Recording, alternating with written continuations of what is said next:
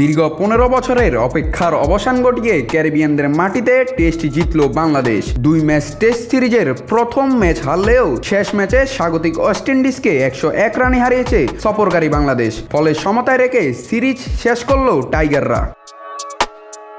2009 সালের পর উত্তর আটলান্টিক মহাসাগরীয় অঞ্চলে প্রথম টেস্ট জিতল বাংলাদেশ। অধিনায়ক হিসাবে মিরাজও পেয়েছেন প্রথম সাফল্য।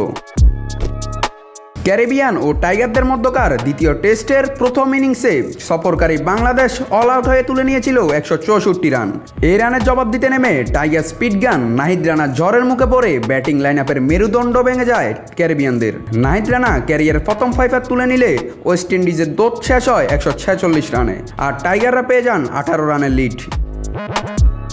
হাতে লিড রেখে দ্বিতীয় ইনিংসে টাইগারদের দৌড় 268 রানে থামলে ওয়েস্ট ইন্ডিজের সামনে লক্ষ্য দাঁড়ায় 287 রান। টাইগারদের হয়ে দ্বিতীয় ইনিংসে উল্লেখযোগ্য 91 রান করেছিলেন জাকির আলী অনিক। তবে নার্ভাস 90s বুকে প্যাভিলিয়নে ফিরলে সেঞ্চুরির স্বপ্ন মিস হয় তার। টাইগারদের ছুড়ে দেওয়া লক্ষ্য তারায় নেমে ক্যারিবিয়ানরা এই ইনিংসে পরাস্ত হয় তাইজুলের ঘূর্ণিতে। শেষ ম্যাচ 185 রানে গুটিয়ে যায় ক্যারিবিয়ানরা। টাইগাররা পায় 101 রানের জয়। ক্যারিয়ারের 15তম 5 তুলে নিয়ে ম্যাচ সেরা হয় তাইজুল ইসলাম, আর সিরিজ সেরা টাইগার তাসকিন আহমেদ ও ক্যারিবিয়ান জেডেন সিলস। নাত রাহুল, নিউজ 9 স্পোর্টস।